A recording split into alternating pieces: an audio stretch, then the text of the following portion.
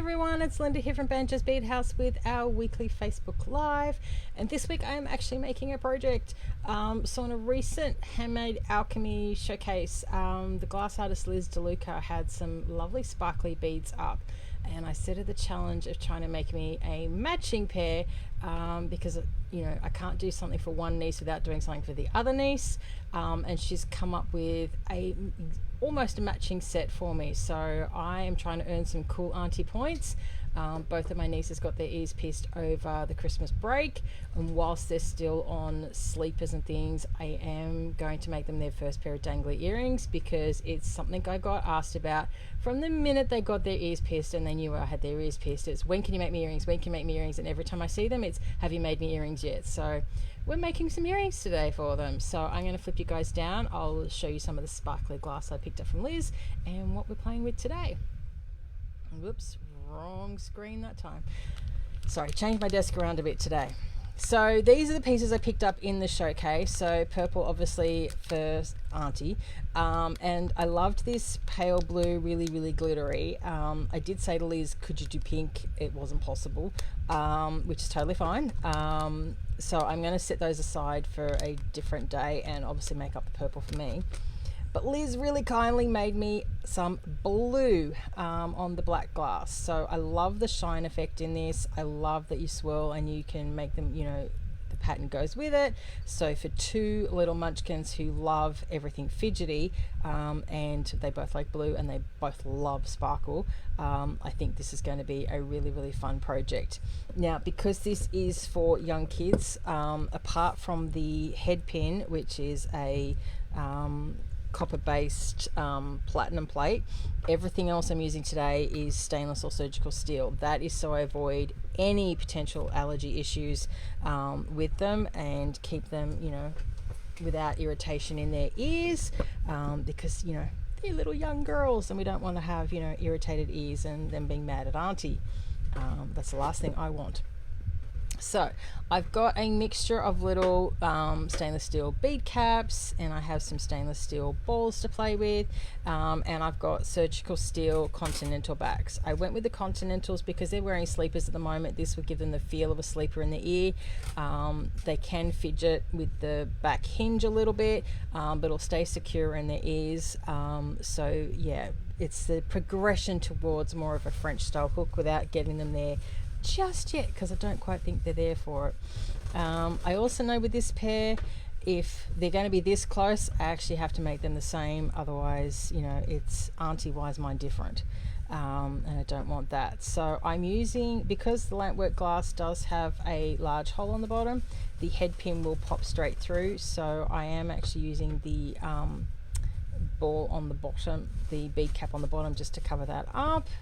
And to stop my head pin from falling through. I'm putting one on the top as well, and taking a look and making sure I'm happy with that, which I am.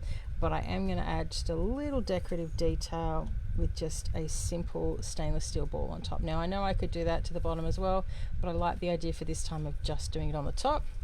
So I've got it set in my fingers. I'm picking up my magical looper tool, which we all know is Mum's favourite tool and the only way I can get her to make earrings. And we're just turning. These are our slightly thicker jump rings, which we're no longer bringing in. So I'm being very careful with the looper tool, because, don't really want to break my favourite tool. And don't want to put under unnecessary stress. But yeah, these are a thicker head pin. I'm just trying to get them used up.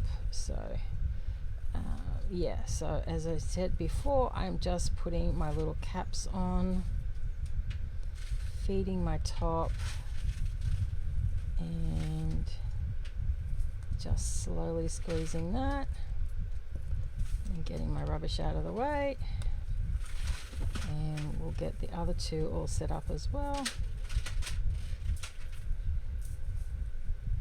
So it's been a fun tail end of the week. I've had lots of little sparkles turned up. We got a restock of our 14mm Lotus yesterday, and a big order for a customer went out for that.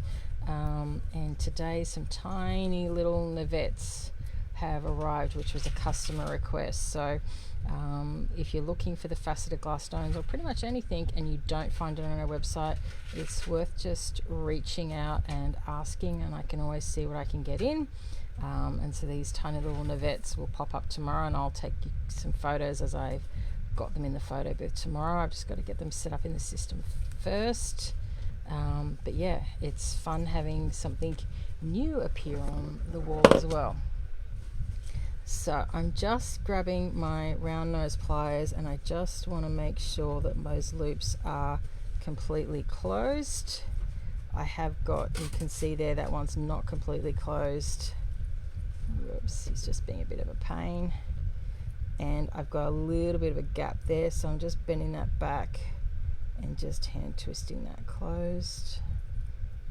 So the looper tool is great, but every now and then you will need to go in, and particularly if you're dealing with a thicker wire like these guys, you will need to go in and hand finish them off.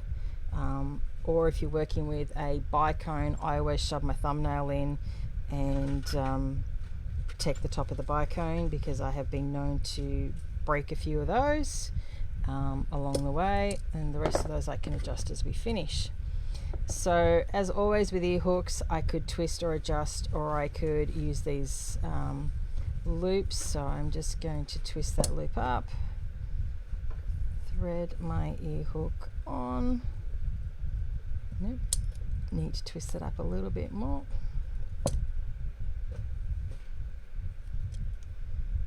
And we will twist that down. So we've got one of my new little earrings.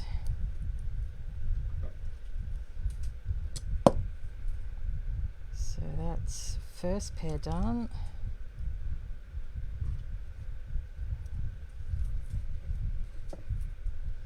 So yeah, working with the lampwork glass is always fun, but as I said, you will need to take into account it does have a larger hole. That's where bead caps and spacer beads and things can come in really handy. Or if you wanted to do this as connector style, I could have just put a loop on the bottom and looped it straight in. I'm just choosing to do it this way because, you know, they're 9 and 10. This is going to be a big step up from a sleeper as it is. But at least I can say, yes, you now do have a dangly pair of earrings coming your way soon. Just not going to tell them when they're getting them. That's a conversation I need to have with their mums to figure out when. But I can at least say I've made a pair of earrings for both of the munchkins, so they can both have their first pair of dangly earrings. What size looper tool do I use the most? The grey one. So the 1.5mm loop is my absolute go-to. I'll just scoot on over and on the tool rack grab the other two. So there is 4 loopers in the range. There's a lefty version of this for left-handed folks. So you go the 1.5, you go the 2.25, and then you've got your 3mm loop. So they create, this one creates the same size loops as your the eye pins you buy, so hence why it's the most popular. I tend to use it 90% of the time. I tend to use this one where I want to slide a loop over a bugle bead or have a little bit more room. Maybe if I'm running like a 1mm or even to a 1.5mm wax cotton and I'm threading it through and then going to hide the bead. This one allows me to put a 2mm piece of leather through the hole. So just, or you know, if you need that large loop to get over a bigger bead in a join, then that's where this one becomes really handy, the green handle. But I probably pick him up the absolute least. The grey one, I think this is about the 3rd one we've had in the 11 years or 12 years since this guy was launched. So yeah, that is my go-to looper, but that is all 3. And there is the black-handed looper, as I said, but that's this size, but it's designed for left-handy. So instead of working this way, you get to work that way as a left-handed solution with, of course, all of that flipped up. So yeah, that is the loop tools. But yeah, that's my go-to. And that's it for me for the week. Let me just flip camera around. So thank you, Juliana, for your question. Hope you enjoyed my little adventure playing with some shiny new glass beads. You can catch Liz when she pops up on the Handmade Alchemy group. If you don't have the link, drop me a message and I will send it to you.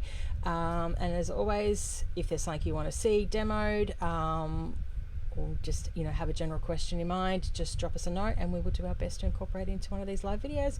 And I'll be back next Friday with our next Facebook Live. See you then. Have a great weekend.